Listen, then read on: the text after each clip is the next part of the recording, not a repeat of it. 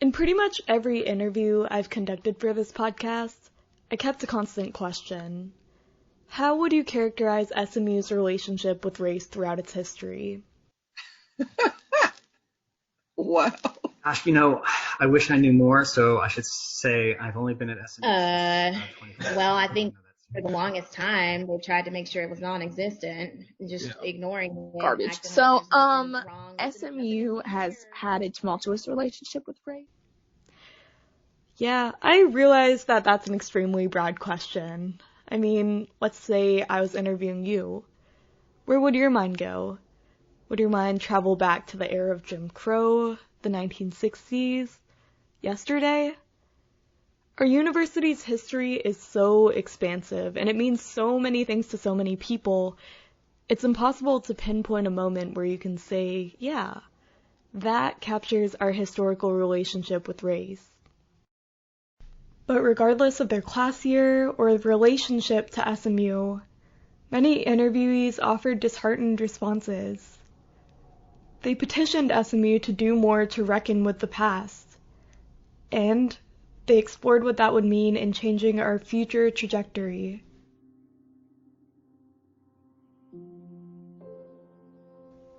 It's impossible to measure the casualties of historical trajectory, what could have been versus what is. For example, if we better heeded the calls of the civil rights movement, would the resurgence of the Black Lives Matter movement during summer 2020 have happened? Would the movement have needed to exist at all? Or were these recurring movements inevitable? Earmarked pages in a longer struggle, creases that promised that, yeah, we were here and we laid the foundation on which you walk. This podcast seeks to cultivate an SMU where everyone has enough knowledge to characterize SMU's relationship with race. And hopefully, reckoning with our history will help us cultivate a more intentional, anti-racist future. Historical trajectory, history repeating itself? Let's talk about it. In today's episode, 2 Black student-led movements at SMU that took place 46 years apart. Though these movements were born out of disturbingly similar issues, the movement's leaders responded in ways that were so emblematic of their time. My name is Anja Sanders, and I have 2 class years, 1970 and 1977. Anja Sanders will tell you her story about the Black League of Afro-American and African College Students, also known as Blacks, and their ambitious sit-in in 1969. My name is DeMarcus Allen, and I am an alumni of Southern Methodist University, class of 2016. My name is Layla Gully. I'm also an alumna of Southern Methodist University class of 2016. Layla Gully and DeMarcus Allen will recount events leading up to the hashtag Black at SMU movement that swept Twitter and our campus alike in 2015. Anja, Layla, and DeMarcus will also share their thoughts about the university's response to their respective efforts. And, in the context of their recurring movements, their optimism for the future of SMU. Being an SMU Mustang to me means that you adopt the whole spirit of the place and love the campus. Athletics is an important part of SMU. Playing the cotton, I don't like you. There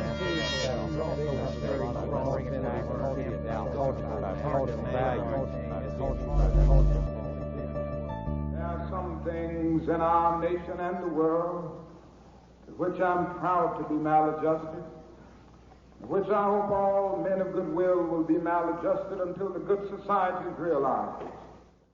This wasn't a point in time, right, that we just decided, this one thing happened. And it normally isn't that when you look at just the way that the movements kind of move across the country. How do movements even start? Well, there are a plethora of individual, cultural, and societal factors that compelled DeMarcus, Layla, and Anja to become change agents.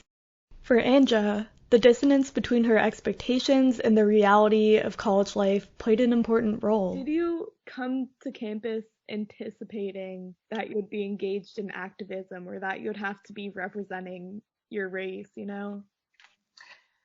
Absolutely not. It never crossed my mind. Ever. Though Anja Sanders grew up in a segregated Marshall, Texas, she grew up dreaming of a normal college experience. I grew up like most teenage girls, many teenage girls, reading 17 magazine. 17 had led me to believe that when you go to college, everything is beautiful. This is your first step into adulthood and independence from your parents. You'll have roommates that you will love. They will become your best friends. You will probably meet your Prince Charming on campus, and that will begin your journey to, a happily married life. And everything is going to be beautiful. Not so much. That may have been the case for some of the white girls, but that was not the case for us. There was really no acknowledgement of our separate but equal existence on that campus. No social events that we were able to participate in other than the occasional street dances that the school would have. No Greek organizations, as I said. There was a handful of us, so, chances of meeting Prince Charming in that handful were slim and none. Naturally, 17 magazine failed to address the systemic exclusion of black students at PWIs in the 1960s. But when I asked Anja about the events that led up to the black sit-in, she first told me about one moment that clarified just how different her experience would be from that of her white peers.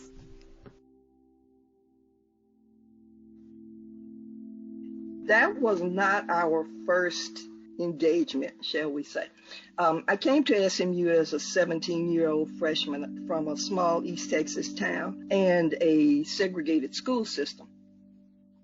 I arrived on a campus of about 10,000 people who didn't look like me at all, and another 9 who did. So there were 10 black students at SMU, and 6 of us were freshmen. The first thing that happened to me was before classes even started, and it was a great shock to my system, a very hurtful experience.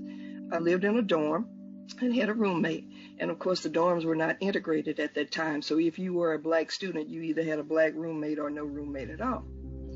And before classes started, a week or so before, one of the boys' dorms, because they were separate, boys' dorms and girls' dorms, came over to take our dorm on a picnic.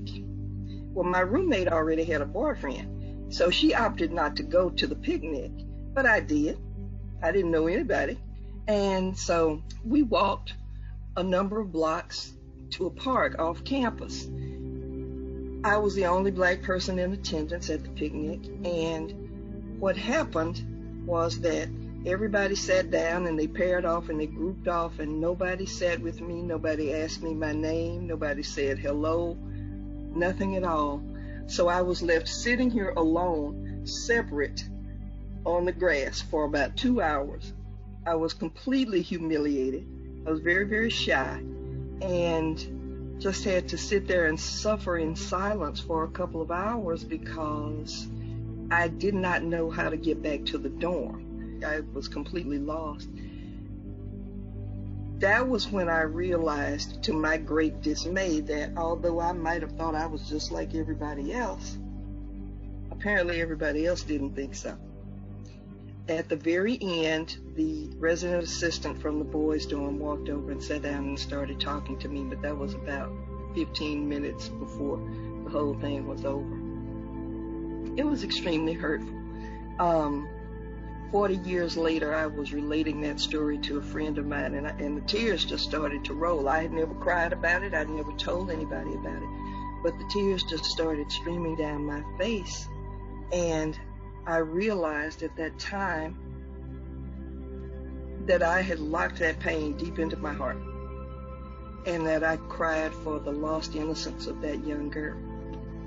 Sometimes the experiences of students of color that hollow them out, fill them with purpose, inform their activism, aren't as overt as you may expect. Sometimes it's just knowing that no one sees you. And that's held true for me as a South Asian American on campus. In 2012, 46 years after Anja, Layla Gully started attending SMU. Unfortunately, she also experienced racism that quickly clarified her position. My freshman year, in my dorm, I was the only Black female resident. There were a couple of Black RAs, but I was the only Black female student staying in that dorm. One of the RAs had a program where they put like a little piece of paper out and a marker, and you're supposed to write what makes you happy. And so people were writing like puppies and cookies and flowers or whatever, right? And someone wrote Black people picking cotton.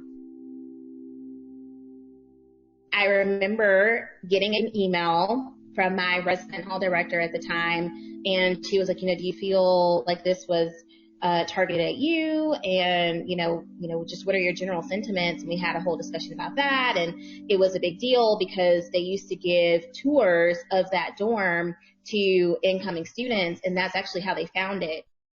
They were giving a tour, and one of the parents pointed it out.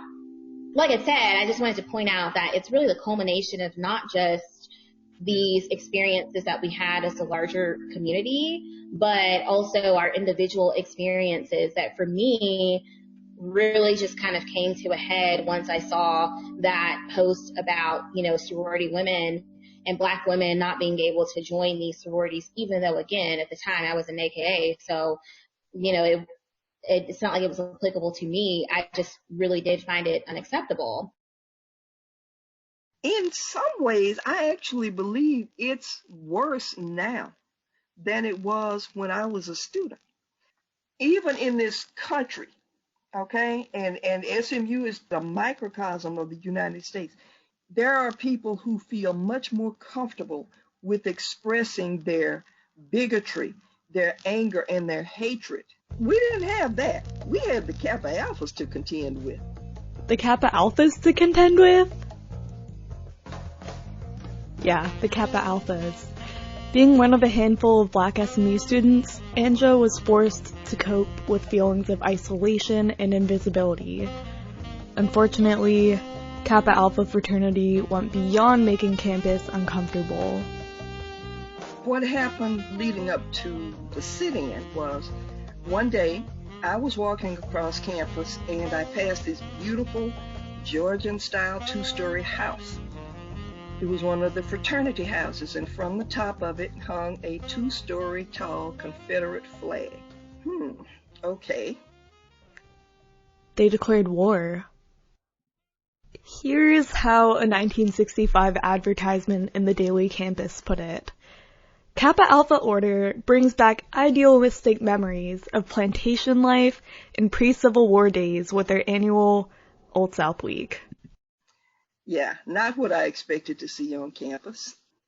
My peers had also seen it, and at the end of that week, there was a gathering of students, the fraternity members, who had what was called Old South Week. They would dress up like Confederate soldiers, and they would commemorate the Old South, and they would have their rebel rallying cry, "The South will rise again." Well, that was naturally offensive, so we went en masse, and that was my sophomore year. There were probably 19 of us by that time. We went to the Dean of Students, Dean Joe Howell, and complained about it and asked that they put an end to that, and he blew us off, said there's nothing we can do. They're part of this university. Well, so were we. So since we realized how the university was going to respond to that, which was to say not respond at all, we decided we needed to ally with each other. And we did. We started a group called BLAACS, Black League of Afro-American and African College Students. Although I must say there was never an African student who participated in the group. There were a number of events, I would say, that led up to Black at SMU. This was not an overnight, movement or something that happened just because of one particular incident. So it's hard to say what really started it. from my memory, I remember there were a few signature kind of events that happened that really sparked everyone to just feel particularly outraged. There was a fraternity that released an insensitive flyer. You know, bring out your inner thug, right? These kinds of things. That's right. Yeah. That's and the what backdrop, yeah, the backdrop of this invite is not only a black male, like a rapper, who would later come out and say that he didn't have an issue with it, which is problematic on its own. And in the reflection of the glasses that he was wearing was a stripper. And then on top of that, the proceeds from the event would go to an inner city boys and girls club. Oh my God. Maybe a couple of weeks after that, there was a anonymous blog post that was put out about the top 10 reasons why Black women should not join white sororities at SMU. And it included things like because they're not smart and they don't have enough money and they don't have the grades and they're not pretty. Now, I take little to no offense to some of that just because I had already joined a sorority, which I was the president of at that time, and it was a historically Black sorority, and I had no interest in joining, white Greek letter organizations at the time. However, the comments they were making definitely were insensitive. They were racist and inappropriate. It was important to me as a Black woman that even if a fellow Black student did not want to join my sorority, if they did want to join a white sorority, they should definitely be considered for that and not be discriminated against because of the color of their skin. This wasn't a point in time, right, that we just decided, this one thing happened.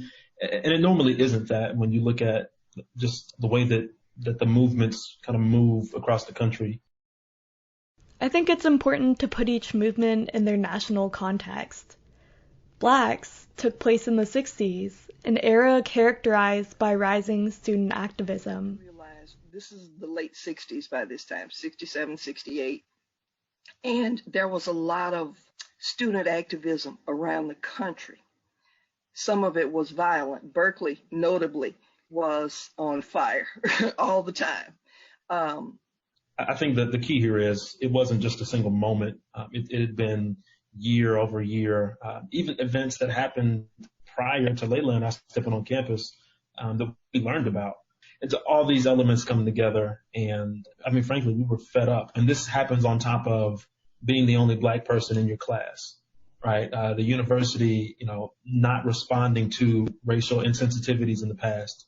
So Greek organizations holding Cinco de Mayo parties, but nobody in your organization being of, Hispanic or Latin descent. It's problematic. And so those things ultimately come together and they create moments where Black and SMU drew a line in the sand. We decided that there were some things that we had seen that needed to be changed. And we drew up a list of demands, a document. I think there were 13 demands. We had seen that there were no Black studies program, there were no Black professors, there was no Black history curriculum, no Blacks in management on staff. We were not allowed to, and there were no Black Greek organizations on campus or any other organizations other than BLAACS, Blacks. We weren't completely self-centered though. We asked for a raise and some more privileges for the Black employees. And on the appointed day in spring of 1969, my junior year, we had a president for our organization, and he had made an appointment with President Willis Tate. And I'm pretty sure President Tate thought there was just going to be this one young man, but he was quite surprised when pretty much his entire Black student body walked into his office.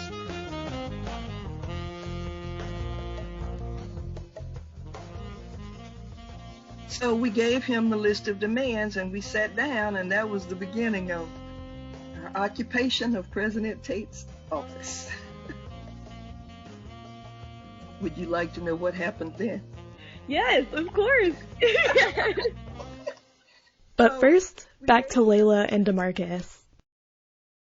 A number of Black student leaders across campus all came together, and we were like, so what are we going to do? And everyone's like, well, everyone's got their ideas about how they want to approach it. And I'm like, look, the time is now. I don't know what all this him and Han is about, but we need to address this now. There's no time like the present. So we came up with the hashtag Black at SMU. Like, we really had a little, brainstorming session, and we were throwing all these ideas, and Black at SMU is what stuck. And so that night I sent out a few tweets and tagged some people that I knew at popular blogs and things like that, and went to sleep. And I went to sleep probably at like 3 a.m. and, life was normal. And then I woke up and I was an activist. And it caught wind really quickly and, started getting the attention of people like Shannon Sharp and Gabrielle Union, and all of these people participated all across campus, and, it really grew into this movement that we could really be proud of. So we gave him the paper, and he was shocked and looked at it and said, we can't do this. You need to go back to class. And we said, no, we're not going back. And we just sat on the few chairs in the office and on the floor and on the windowsill or wherever we could find a spot. There was a popular saying at the time, hell no, we won't go. I don't think we actually said that, but that was our attitude. And after upwards of 6 hours, tense hallway deliberations, and that persistent effort of hell no, we won't go, it appeared that all of Black's demands would be filled. From the formation of an ethnic studies program, to increased Black enrollment efforts, to a building dedicated to Black students, and all the other points that Angela laid out earlier. Angela notes that some of her classmates were even hired as SMU student ambassadors. So that's our little tale. That's what we did.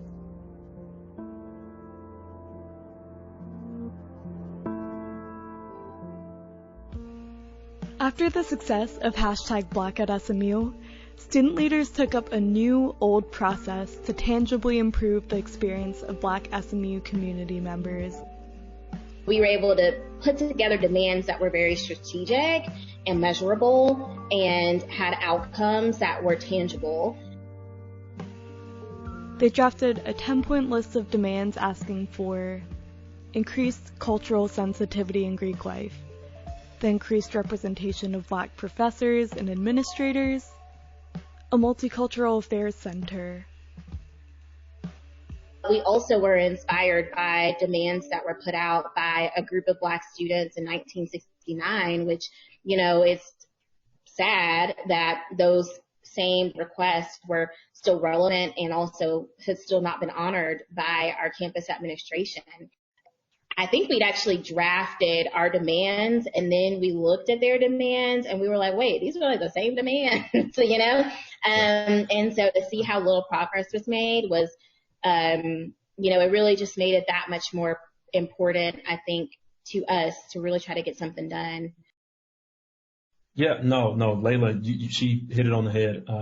It was a collective effort, absolutely. And I remember the nights that we spent, painstaking nights, which is an interesting point to make because it speaks to, I think, the experience, right, that Black students, they have to have in order for them to really get their points across, right, to be heard across campus. I have yet to hear from any other white student on campus, generally speaking, that's had to make the effort that we did in order for the university to hear us out as a community. And so, again, I just wanted to make that point. That's one of the things that you hear. It's a consistent theme across Black student communities, specifically at predominantly white institutions. There is this need almost on campus to be both an activist and a student and maybe an athlete and maybe a musician. And maybe hold down a part-time job in order to pay for tuition and maybe send a little bit back home. So Just again, that's a little extra color that speaks to the reality of what Black students have to go through when they're on campus, beyond being just students. DeMarcus makes a really, really important point here, one that you've heard before and one that you'll hear again. Black students worked so hard to draft demands, to speak in a unified voice to the university, to express the burdens that many of their classmates just didn't bear. Many of the people responsible for Black at SMU were seniors. They were thinking about jobs, the next round of schooling, or one of a million other things, some of which DeMarcus listed. There's a critical piece to recurring racial justice movements that we've yet to touch on. Optimism. Optimism that your maladjustment today will assure the adjusted system's passage into Dr. King's good society. So I asked. Other student activists presented Black at SMU's demands to admin. Did you guys feel optimistic that Black students' needs would be addressed?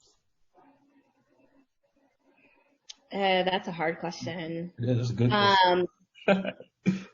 The short answer, if I'm honest, and you deserve honesty, is no.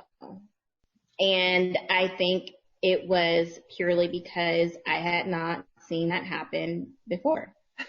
I did. I come out to campus sometimes now. And I see Black students. I participate in the Black Excellence Ball and all of that. I've been invited to speak to some classes on campus. And I couldn't do that comfortably, knowing that I had not addressed the issues at that time. See, how could I come to campus in 2020 and look at the Black students there, knowing that they were still seeing that Confederate flag? Couldn't do that. I did think, and I believe all of the rest of us thought, we will get this done, and then those who come behind us won't have to deal with it anymore. Why should they have to deal with it anymore? Why do you have to keep fighting the same battles over and over and over again? So yes, we thought one and done. We thought that would be the end of it. We had raised the awareness. We had gotten them to accede to most of our demands. And we could, just brush our hands off and say, okay, that's it, it's done. And that generations coming later would have a much smoother time and wouldn't have to face, there are no courses that address your history or your culture. There are no professors that look like you. And that's not the case now. There are Black professors, although I don't know how many. They're Greek and social organizations. So much of what we did has had a lasting effect, but apparently some things have not. I mean, I'm going to be honest with you. I don't think that we would have even gotten the response that we got from administration and that willingness to work with us if it hadn't been for the attention we were getting from the broader community. I, in my heart of hearts, really think that if it had just been us as students kind of making a rumble, they would have just let it die and moved on and continued with the status quo. Yeah. And so it was important for us to leverage that moment of having the attention of our broader communities, national press even. I really just wanted things to happen, for the students who would come after us. But I really do think, had it not been for the attention we got, unless you all have heard some announcements that I haven't, our demands have not been met in totality. Earlier, I made some clever analogy about movements earmarking the pages of history. Well, here's where that paper folds. In 1969, Black students asked for a, quote, black-white ratio that reflects a true microcosm of the society that SMU seeks to serve. In 2015, Black at SMU asked for Black students to compose 10% of SMU's undergraduate population. According to numbers put out by the university, 4.6% of our undergraduate population was Black in 2020. We're going to talk about how enrollment is an imperfect metric to measure SMU's adjustment and maladjustment. But this is a critical through line between Blacks and Black at SMU. And it's something to bear in mind as we move into the next iteration of Black student-led movements on SMU's campus. One that took place in the summer of 2020. As we move past this critical point, what is the importance of SMU reckoning with our history? Well, you have to grow. You know, whether you're an individual or an organization, a school, a university, you have to grow and change with the times. Because if you don't, you become merely a relic, and relics are only to be viewed in museums. Reckoning with the past, it also addresses the current situation, the current climate. It signals to students who are currently there that SMU is serious, that they're going to make the changes now for those current students who are here. And also the future, the prospective students that they want us to go and recruit. I'm honored to know that you and your peers are out there still addressing these issues, addressing them in new and different ways. So I'm comfortable. We can watch you do your thing. We're on the shoulders of giants. Come on. We just did what we had to do. Thank you. It's been an amazing Monday afternoon on this dreary, cloudy day. It is, isn't it? Next episode, the state of Black at SMU.